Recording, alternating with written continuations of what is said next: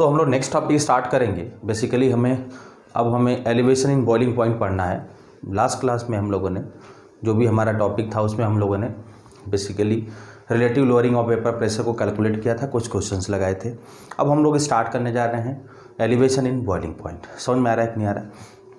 तो before discussing elevation in boiling point एक छोटा सा टॉपिक हम डिस्कस करना चाहेंगे। उस टॉपिक का नाम है बेसिकली फेज डायग्राम। क्या नाम है बेटा? Phase diagram. मैंने बोर्ड पे लिखा भी है फेज डायग्राम क्या होता है। बेसिकली एक डायग्राम होता है जिसमें हम वेपर प्रेशर वर्सेस टेम्परेचर को प्लॉट करते हैं, जो कि हमारा कुछ इस तरीके का होता है, एक्सपेरिमेंटल एक ग्राफ है। मैं बता दूं, फेज डायग्राम्स वो डायग्राम होते हैं जो कि किसी सब्सटेंस के डिफरेंट फेजेस के बारे में बताते हैं at different pressure and temperature ranges. समझ में आ रहा है कि नहीं आ रहा? इस बात को समझो कि फेज डायग्राम किसी एक सब्सटेंस का एक ऐसा डायग्राम होता है जो उसके डिफरेंट स्टेट को डिफरेंट टेम्परेचर्स पे रिप्रेजेंट करता है। जैसे मैं आपको बात बताऊं कि फेज डायग्राम हमने वाटर के लिए कंसिडर किया। किसके लिए कंसिडर किया बेटा? वाटर के लिए। तो फेज डायग्राम वाटर में हम लोग देखेंगे तो अलग अलग रीजन होते हैं। जैसे मैं बात करूं तो ये एक रीजन होता है, यहाँ पे हम लोग एक लाइन ड्रॉ कर लेते हैं। इस तरह से इस लाइन को हम लोग डॉटेड फॉर्म में ड्रॉ कर लेते हैं, थोड़ा सा और अच्छा रहेगा। इस लाइन को बेसिकली हम P = 1 ATM लाइन बोलते हैं। इधर बेसिकली मैं बात करूं तो इस रीजन में लिक्विड एंड गैस इक्विलिब्रियम होता है। इस रीजन में लिक्विड और सॉलिड इक्विलिब्रियम होता है। बात समझ में आ रही कि नहीं? ये जो रीजन होता है, इस रीजन में बेसिकली हमें सॉलिड और गैस की इक्विलिब्रियम दिखती है। बात समझ में आ रही कि नहीं आ रही? मेरी बात को फिर से देखोगे ध्यान से। फेज डायग्राम वो डायग्राम है जो कि रिप्रेजेंट करता है different phase of same substance at different condition of pressure and temperature.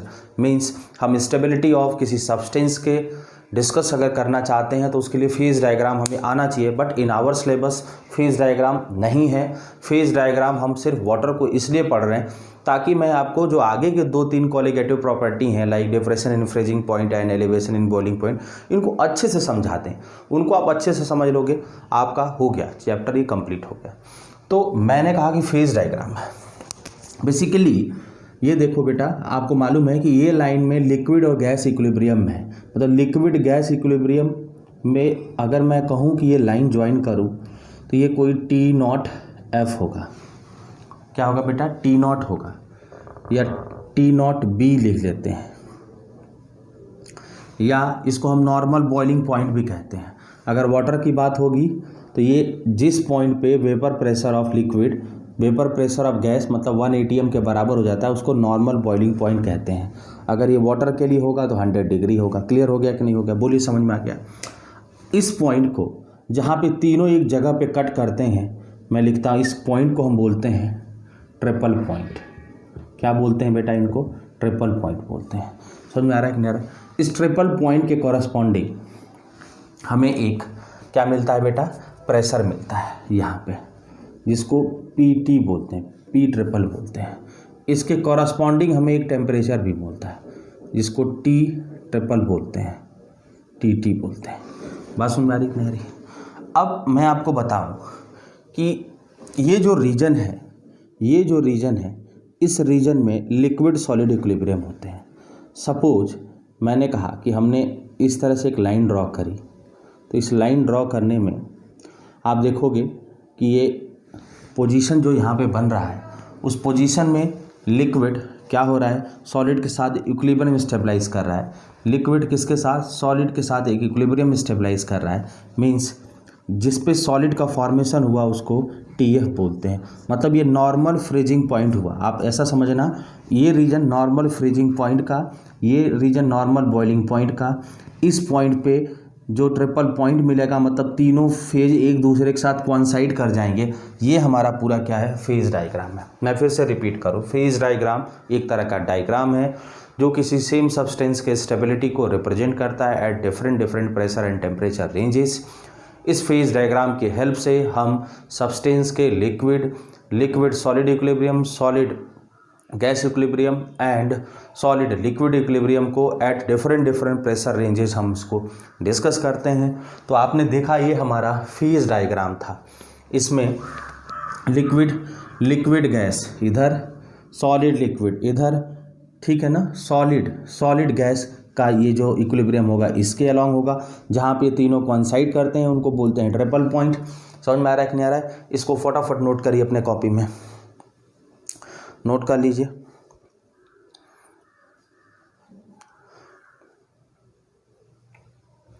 बनाइए अपने कॉपी में इसको बेटा। आप सोच रहे होगे ट्रिपल पॉइंट बनाने की ज़रूरत क्या पड़ी सर को, तो ऐसे ही बता देते। अभी आपको आगे थोड़ा सा समझ में आ जाएगा ट्रिपल पॉइंट से क्या बेनिफिट मिलेगा बेटा, परेशान होने की ज़रूरत नहीं है। आप इसको बहुत अच्छे से बनाओ अपने कॉपी में। इसके बेनिफिट्स मैं अभी दिखाऊंगा आपको।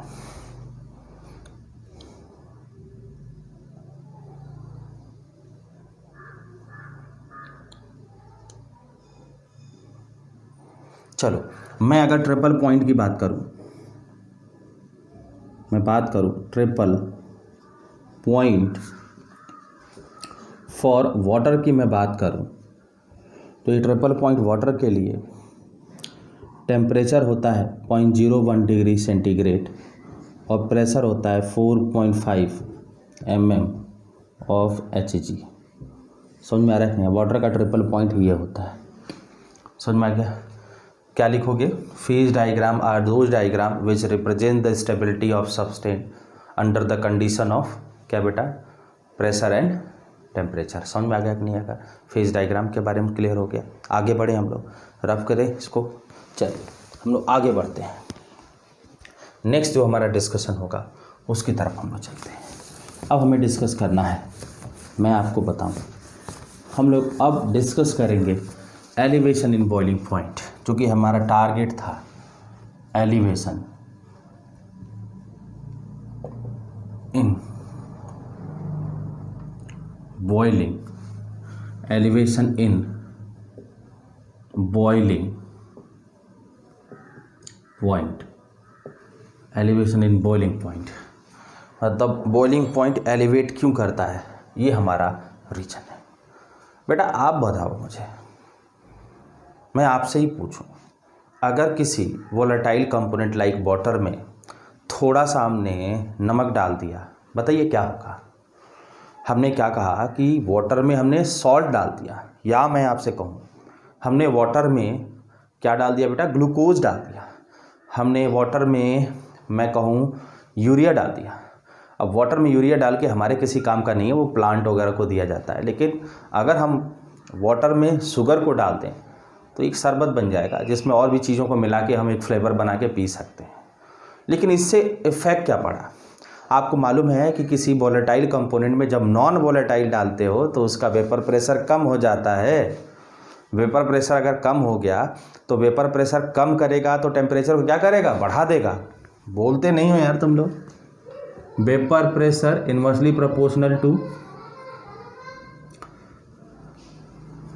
Vapour pressure inversely proportional to boiling point means vapour pressure decreases, boiling point increases. बस बॉइलिंग पॉइंट का इंक्रीज होना एलिवेट के होना कहलाता है। क्लियर नहीं हुआ? बोल दो। वेपर प्रेशर कम होगा, हमने कहा कि हमारे पास वाटर है, इसको हम हीट करना शुरू किए, 100 डिग्री पे जाके बॉईल हो गया। क्लियर हुआ? इसके हमने थोड़ा सा चीनी डाल दिया। चीनी डालने के बाद इसकी बॉइलिंग पॉइंट 100 नहीं रहेगी, 100 से थोड़ा सा बढ़ जाएगा। क्यों? वाटर मॉलिक्यूल्स के जो वेपर्स होंगे, वेपराइज कम होंगे। फिर भी अगर आपको बॉईल करना है तो आपके पास एक ही ऑप्शन है कि आप इसके टेम्परेचर को क्या करो, थोड़ा सा बढ़ा दो। समझ में आ गया कि नहीं आ गया? बोलिए क्लियर हो गया? तो इसी को बोलते हैं एलिवेशन इन बॉइलिंग पॉइंट। क्या? टेम्परेचर में बढ़ना। इसको क्या बोलोगे? Due to addition of some non-volatile substance in volatile component, the vapor pressure of resulting solution decrease. To increase the vapor pressure, we increase the temperature. This increase in temperature is called elevation in boiling point. यही होता है। आपको समझ में आ गया कि नहीं आ गया? बोलिए क्लियर हो गया? मैं आगे बढ़ूँ। देखो हम लोग इसको अगर देखें तो ऐसे देख सकते हैं, वेपर प्रेशर वर्सेस टेम्परेचर की मैंने बात करी। मैंने कहा कि हमारा ये एक लाइन है, हमने कहा कि हमारे लिए ये एक लाइन है। अब इस लाइन के लिए यहाँ पे हमारे लिए क्या है बेटा, इस तरीके से गया है। ये वेपर प्रेशर किसका है बेटा, सॉल्वेंट के लिए है, कर्व है। तो जहाँ पे कट करेगा वहाँ से अगर इसको मिलाओगे तो ये T0B होगा कि नहीं होगा। क्यों भाई, boiling point of pure solvent होगा कि नहीं होगा। क्लियर हो रहा है ना, लिखोगे इसको।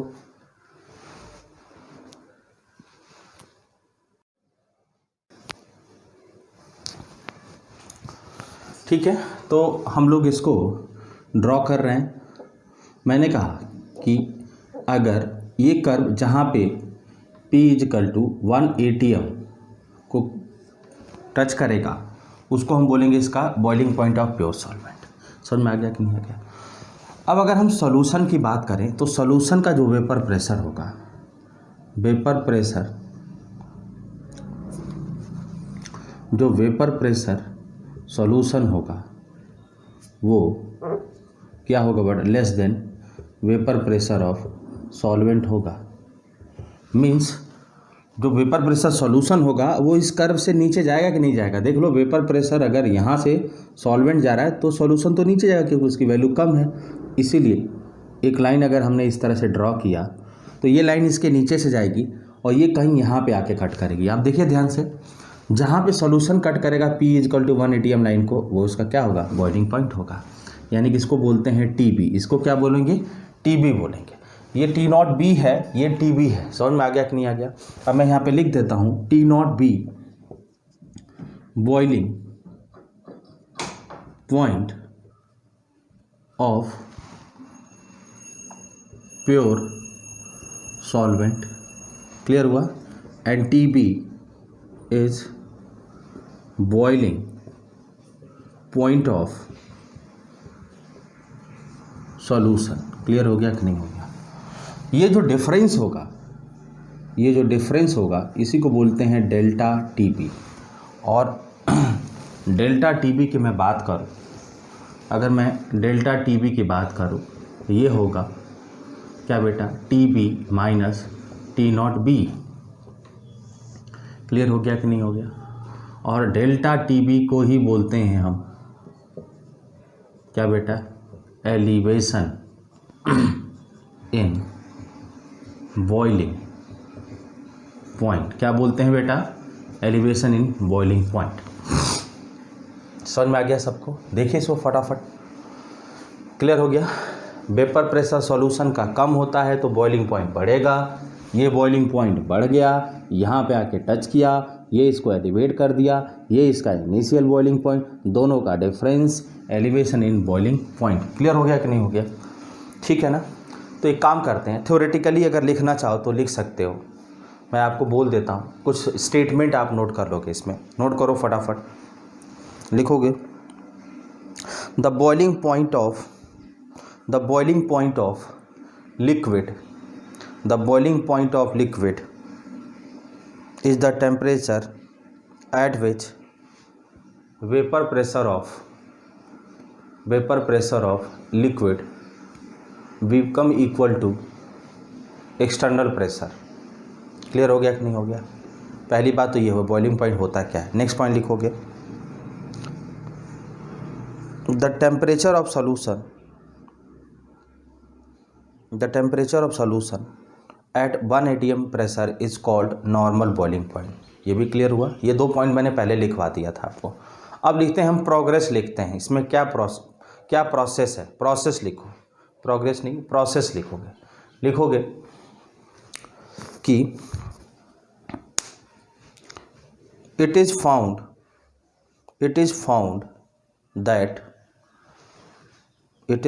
That boiling point of the solution is higher than that of pure solvent,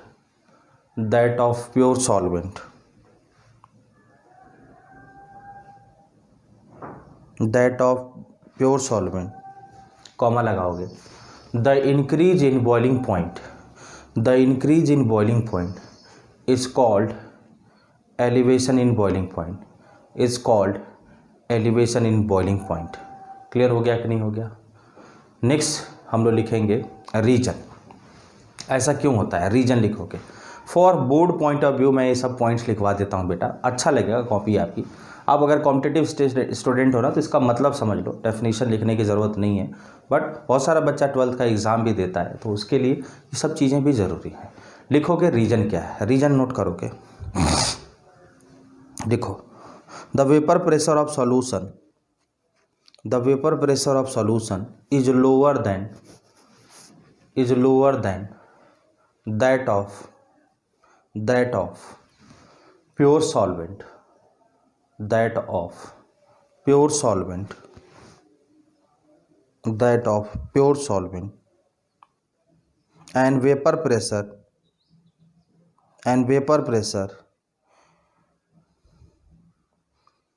increases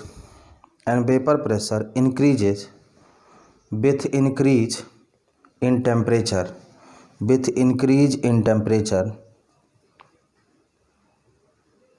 hence solution has to heated more temperature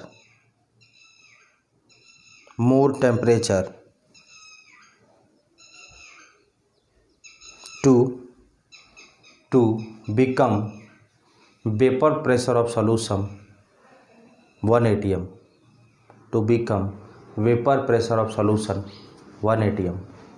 clear हो गया कि नहीं हो गया? जो मैंने आपको बताया था उसी को मैंने पॉइंट के फॉर्म में लिखवा दिया। क्या मैंने लिखवा दिया, फिर से मैं रिपीट कर देता हूँ। जब किसी वोलेटाइल में नॉन वोलेटाइल डालते हो तो वेपर प्रेशर कम हो जाता है। वेपर प्रेशर कम होने की वजह से हम अगर इसके वेपर प्रेशर को इंक्रीज करना चाहते हैं तो टेम्परेचर बढ़ाना पड़ेगा। टेम्परेचर का बढ़ना एलिवेशन इन बॉइलिंग पॉइंट होता है। अब समझ में आ गया। अब हम टाइम वेस्ट नहीं करते। समझ में आ रहा है कि नहीं आ रहा? एक तरीका ये हो गया, यहाँ से हमें ये रिजल्ट मिल गया। समझ में आ गया कि नहीं आ गया? दूसरा तरीका हम देखते हैं। अगर मैं अदर मेथड की बात करूँ तो वो मेथड है, मैं आपको यहाँ पे लिख देता हूँ। हमने पढ़ा भी है 11th में, थर्मोडाइनमिक्स से हम इसको देख सकते हैं। मैं आपको बताऊँ बेटा, मैंने कहा हम इंट्रॉपी की बात करते हैं। इंट्रॉपी रैंडमनेस और डिसऑर्डरनेस से होता है ना। तो एक तो प्योर सॉल्वेंट होगा जिसमें कोई डिस्टर्बेंस नहीं होगा तो उसकी इंट्रॉपी सबसे कम होगी। फिर कौन होगा, जिसमें सॉलिड सॉल्वेंट दोनों को मिला देंगे तो रैंडमनेस बढ़ जाएगी तो एक सॉल्यूशन होगा। और अगर इसको और हीट कर दिए तो गैस बन गया, मीन्स ये क्या होगा बेटा, बिल्कुल भी क्या होगा, सबसे ज़्यादा इसकी इंट्रॉपी होगी। समझ में आ रहा है कि नहीं आ रहा है? अब मैंने इसको सॉल्वेंट ले लिया, इसको मैंने सॉल्यूशन ले लिया, इसको मैंने वेपर ले लिया। तो आपको मालूम होगी सॉल्वेंट से अगर हमें वेपर में जाना है, सॉल्वेंट से हमें वेपर में जाना है तो डेल्टा क्यू हीट हमें देनी पड़ेगी। बोलो, सॉल्वेंट से वेपर में जाने के लिए डेल्टा क्यू हीट देना पड़ेगा। इसको हम सॉल्वेंट लिख देते हैं। समझ में आ रहा है कि नहीं आ रहा है? सपोज डेल्टा क्यू डैश हम देना पड़ा हमें सॉल्यूशन को, किस में, वेपराइज होने के लिए, ये सॉल्यूशन के लिए। मेरे से दो बात बताओ, आप लोग सभी लोग बताओगे, थोड़ा सा परेशान नहीं होगे। मैं कहूँ कि सॉल्यूशन से वेपर बनेगा तो भी सॉल्वेंट ही वेपराइज होगा, या प्योर सॉल्वेंट को वेपराइज करें तब भी सॉल्वेंट वेपराइज होगा। जो अमाउंट ऑफ हीट दोनों जगह से तो सेम ही लगेगा क्योंकि सॉल्यूट तो वेपराइज हो नहीं रहा होगा। समझ में आ गया कि नहीं आ गया? तो अमाउंट ऑफ हीट तो दोनों जगहों पे सेम होगा। लेकिन अगर हम इसके लिए इंट्रॉपी का चेंज मारें, डेल्टा एस किसके लिए बेटा, अगर हम सॉल्वेंट के लिए देखें तो वो ज़्यादा दिख रहा है, डेल्टा एस क्या बेटा, सॉल्यूशन के कंपेयर में। तो यहाँ से मैं आपको एक रिजल्ट बता दूँ कि मैंने कहा डेल्टा एस या फॉर क्या बेटा, solvent is greater than delta s solution. Clear हुआ कि नहीं होगा? और डेल्टा एस अगर मैं सॉल्वेंट की बात करूं, ये क्या होगा? Delta Q solvent divided by T naught B. और डेल्टा एस अगर मैं सॉल्यूशन की बात करूं, ये होगा delta Q solution divided by T B. अब मैं आपको बता दूं, अगर ये दोनों इक्वल हैं, अगर ये दोनों इक्वल हैं और इसको हम ज़्यादा कहेंगे तो ये छोटा हो गया कि नहीं हो गया? देख लो, for delta s solvent greater than delta s solution, delta s solvent is greater than delta s solution, ये क्या होगा बेटा? ये बड़ा कब होगा? जब इसका टेम्परेचर छोटा हो जाए, because delta Q solvent equal to delta Q क्या बेटा? सॉल्यूशन। तो यहाँ कंडीशन जो हमें मिलेगा वो टेम्परेचर पे मिलेगा, और यहाँ से प्रूफ होगा कि T naught B is less than T B. ये इसको प्रूफ करता है। थर्मो से भी हम लोगों ने प्रूफ कर दिया। नोट करिए इसको फटाफट अपने कॉपी में।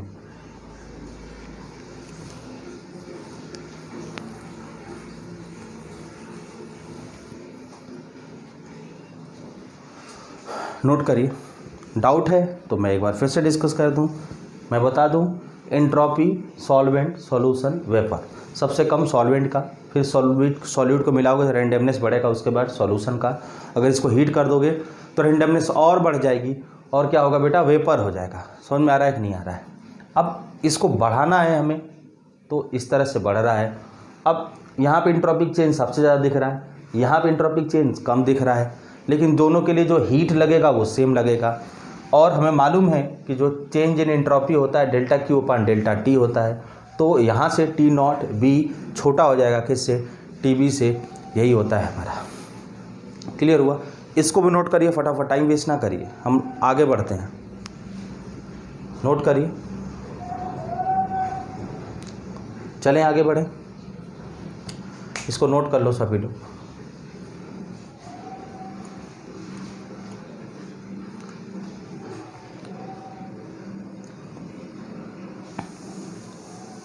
नोट करो फटाफट बेटा,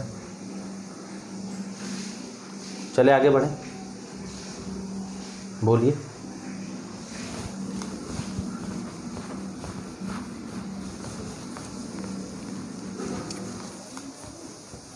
देखोगे यहाँ पे आप लोग ध्यान से, क्या देखना है मैं आपको बताता हूँ थोड़ा सा। यहाँ पे बेसिकली अगर हम लोग देखें तो हमें एक रिजल्ट मिलेगा। यहाँ पे अगर हम लोग देखें तो हमें क्या एक रिजल्ट मिलेगा, मैं आपको रिजल्ट बताऊँ तो रिजल्ट ये है कि elevation in boiling point T B is directly proportional to, note करोगे एक मिनट,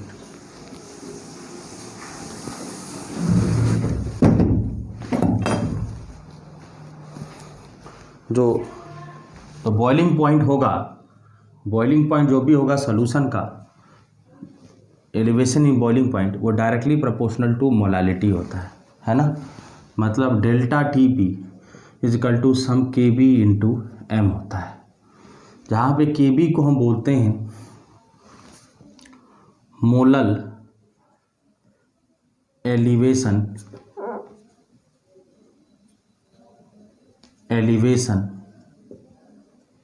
कांस्टेंट, और इसको बोलते हैं इबुलियोस्कोपिक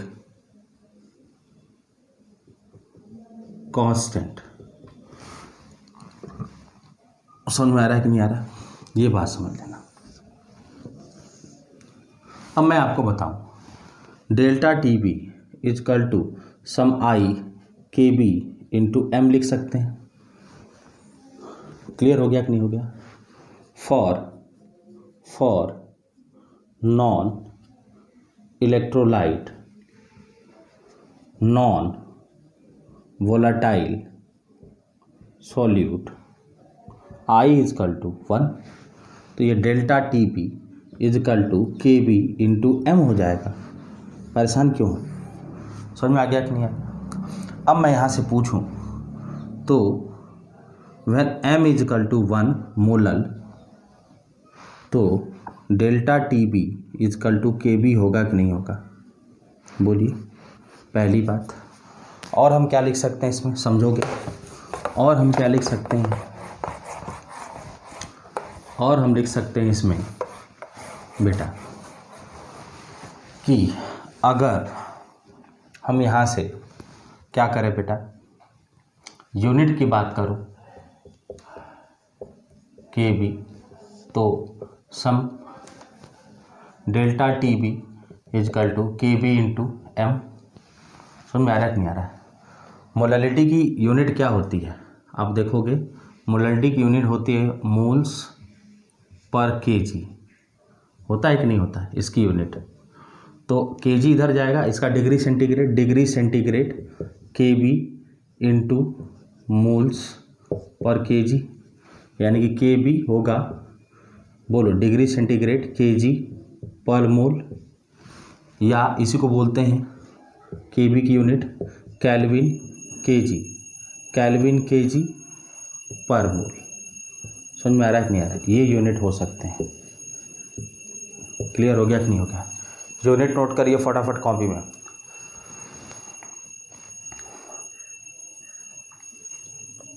ठीक है ना?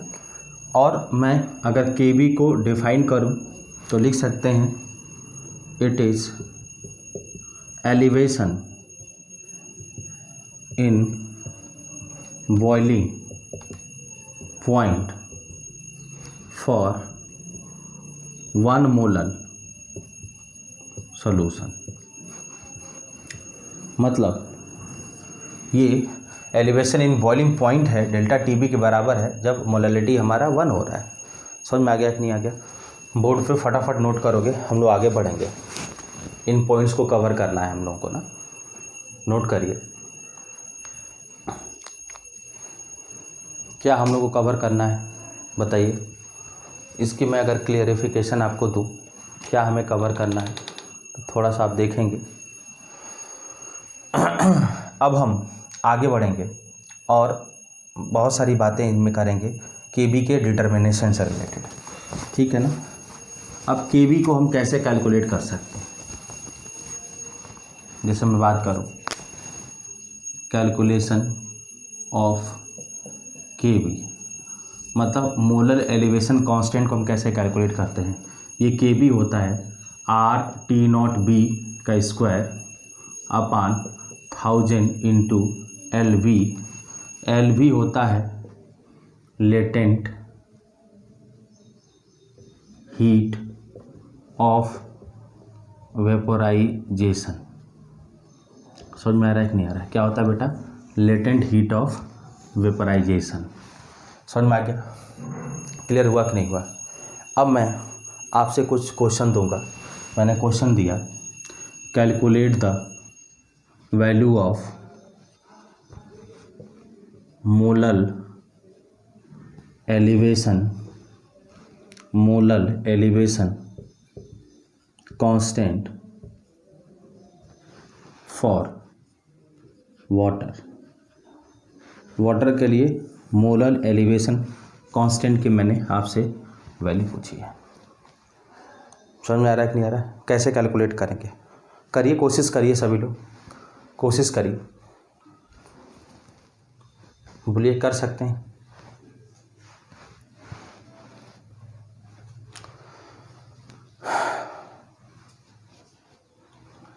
भाई लेटेंट हीट ऑफ वेपराइजेशन आपको पता होना चाहिए, है ना। करने के लिए लेटेंट हीट ऑफ वेपराइजेशन पता होना।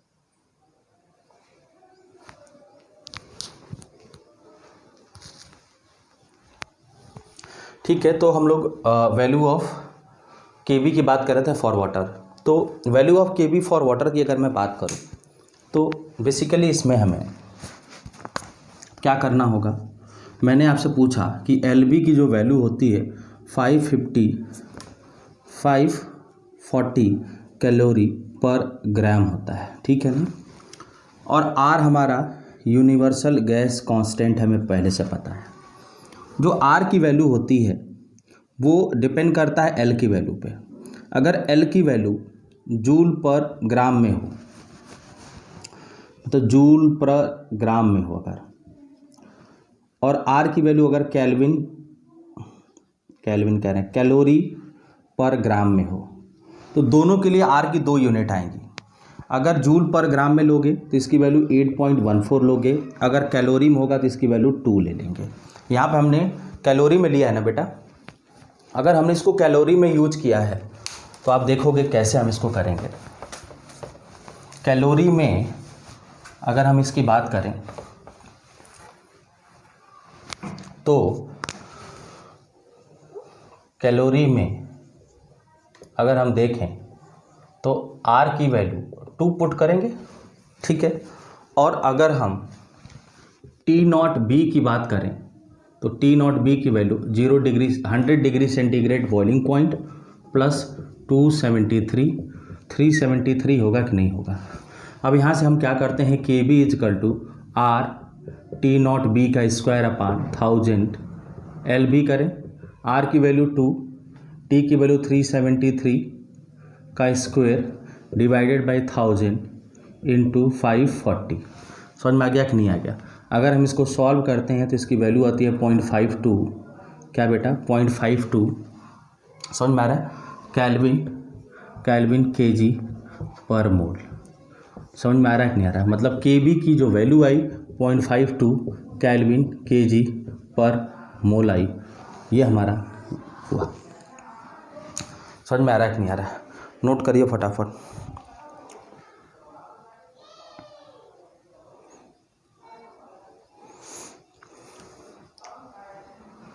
क्लियर हो गया, नोट करिए।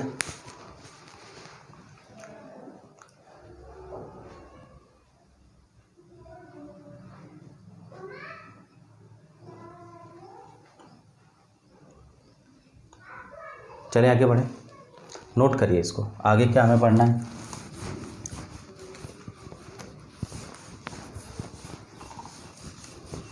क्वेश्चन लगाने हैं। अब हमें क्वेश्चंस करने हैं। क्वेश्चंस मैंने पहला लिखा बोर्ड पे, पहला लिखा calculate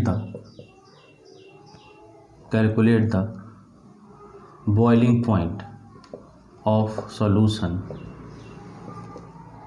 containing 30 gram urea in 54 gram water.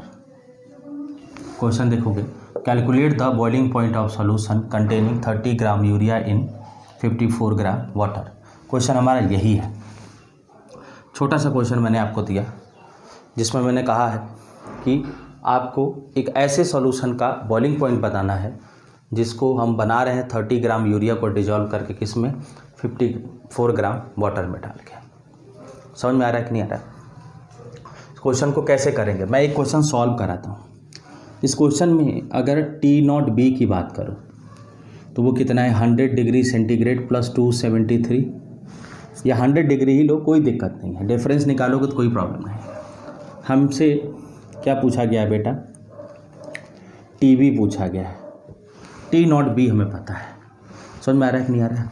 हमें एक चीज़ और पता है कि delta T B is equal to T naught B minus T B होता है कि नहीं होता है।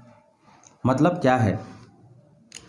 क्या है, सॉरी, ये T B minus T naught B. समझ में आ रहा है कि नहीं आ रहा है। यहाँ से अगर हम लोग देखें तो क्या हमें रिजल्ट मिलेगा, हमें रिजल्ट मिला कि अगर हमें टी बी निकालना है तो ये होगा delta T B plus T naught B. समझ में आ रहा है कि नहीं आ रहा है। और अगर मैं डेल्टा टी बी की बात करूँ तो ये होता है क्या बेटा, आई इंटू के बी इंटू एम होता है ना। देखोगे ध्यान से, बोलो आई की वैल्यू फॉर यूरिया 1 हो गया, इसको पुट कर दो यहाँ पे, इसको पुट करो यहाँ पे। अगर हम लोग देखें तो इसके बाद हमें क्या मिलेगा, थोड़ा सा इसको ध्यान से देखोगे। यहाँ से अगर हम इसके बाद देखें तो हमें डेल्टा टी बी निकालना है, या आई की वैल्यू 1, के बी की वैल्यू 0.52 वाटर है, इंटू एम निकालना है। एम क्या होता है, moles of solute. Moles of solute का मतलब 30 डिवाइडेड बाई 60। 30 डिवाइडेड बाई 60 की अगर मैं बात करूँ, अगर मैं 30 डिवाइडेड बाई 60 की बात करूँ तो 30 डिवाइडेड बाई 60 से 30 डिवाइडेड बाई 60 की अगर मैं बात करूँ तो यहाँ से हम लोग इसको 1/2 into 1000 divided by mass of solvent in KG लिखते हैं ना, 54 हो जाएगा। यहाँ से सॉल्व करोगे हमें डेल्टा टीबी की वैल्यू आ गया। तो डेल्टा टीबी की वैल्यू जैसे हमने यहाँ से निकाला तो हमारा टीबी क्या होगा, आपको पता है टी नॉट बी कितना हुआ बेटा, 100 प्लस डेल्टा टीबी कर देंगे। यहाँ से हमें वेपर प्रेशर ऑफ सॉल्यूशन मिल जाएगा। नोट करिए फटाफट, इसको नोट करिए, फिर हम आगे डिस्कस करते हैं। नोट करिए।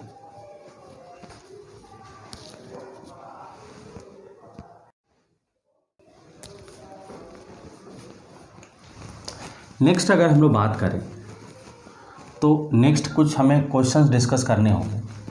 जैसे मैं एक इन्फॉर्मेशन की बात करूं तो delta T B is equal to I K B into M होता है। Means delta T B is directly proportional to I होता है। यानी कि एलिवेशन इन बॉइलिंग पॉइंट, अगर मैं एलिवेशन इन बॉइलिंग पॉइंट की मैं बात करूं तो एलिवेशन इन बॉइलिंग पॉइंट किसके इक्वल होगा बेटा, यहाँ से देखोगे elevation in boiling point equal होगा, जो डायरेक्टली प्रोपोर्शनल होगा वो होगा वांट ऑफ फैक्टर। समझ में आ रहा है कि नहीं आ रहा है, ये भी हम कह सकते हैं। या हम delta T B is equal to sum K B into अगर एम की बात करें, बात समझ में आ रही नहीं आ रही, तो यहाँ से मोलैलिटी के साथ डायरेक्टली प्रोपोर्शनल होगा। अब हमें पता है delta T B is equal to T B minus T naught B. समझ में आ रहा है कि नहीं आ रहा है, तो delta T B directly proportional to क्या होगा, टी बी होगा, and delta T B inversely proportional to T naught B होगा। आप देखो ना, अगर ये बढ़ेगा तो ये घटेगा, तो इन्वर्सली हो गया, अगर ये बढ़ेगा तो ये बढ़ेगा। बात समझ आ रही कि नहीं, मतलब हम कह सकते हैं कि डेल्टा टी बी अगर बढ़ रहा है, डेल्टा टी बी अगर इंक्रीज हो रहा है तो टी बी क्या होगा, बढ़ेगा। समझ में आ रहा है कि नहीं आ रहा, क्यों भाई, क्योंकि हमें मालूम है टी बी की वैल्यू क्या होता है। यहाँ से देखो टी बी की वैल्यू क्या होता है, टी बी की वैल्यू अगर यहाँ से निकालोगे तो वो क्या होता है, T naught B plus T B होता है कि नहीं होता है। तो ये जब बढ़ाओगे तो ये अपने आप बढ़ना शुरू होगा, क्योंकि ये तो फिक्स होता है, टी नॉट बी तो फिक्स हो गया। समझ में आ रहा है कि नहीं आ रहा है। लेकिन अगर हम कहें कि डेल्टा टी बी क्या हो रहा हो, अगर डेल्टा टी बी की हम लोग बात करें तो इसकी वैल्यू अगर बढ़ेगी तो ये वैल्यू क्या होगी, कम हो जाएगी। ये इन्फॉर्मेशन था जिसको हम लोगों को जानना था। समझ में आ गया कि नहीं आ गया। अब इस पे बेस हम कुछ क्वेश्चंस लगाते हैं। क्वेश्चन की मैं बात करूं, क्वेश्चन की अगर मैं बात करूं, नोट करोगे क्वेश्चन। क्वेश्चन है ये 2004 जेई में पूछा गया है। क्वेश्चन 2004 जेई का है, 2004 ये जेई का क्वेश्चन है। 2004 जेई में क्वेश्चन पूछा गया था। लिखा है which of the following aqueous solution will exhibit highest boiling point. लिखा है which one of the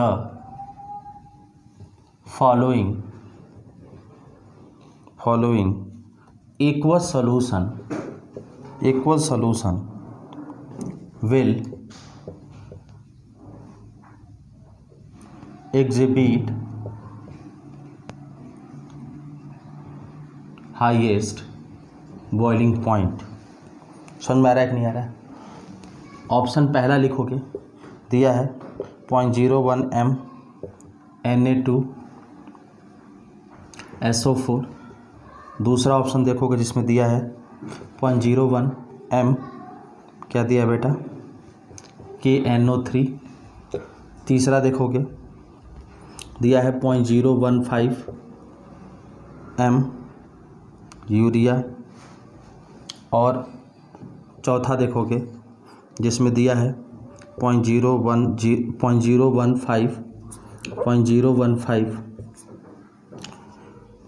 m glucose. तो 4 ऑप्शन है, इनको हमें देखना है। अब देखोगे हमें पता है कि delta T B is equal to क्या होता है बेटा, T B is directly proportional to delta T B is directly proportional to T B होता है कि नहीं होता है। Delta T B directly proportional to T B हुआ ना, तो अगर मैं यहाँ से बात करूँ तो delta T B directly proportional to T B है, मतलब ये जो बॉइलिंग पॉइंट सॉल्यूशन है वो डेल्टा टी बी के साथ डायरेक्टली प्रोपोर्शनल है। और हमें मालूम है कि delta T B directly proportional to I. क्यों?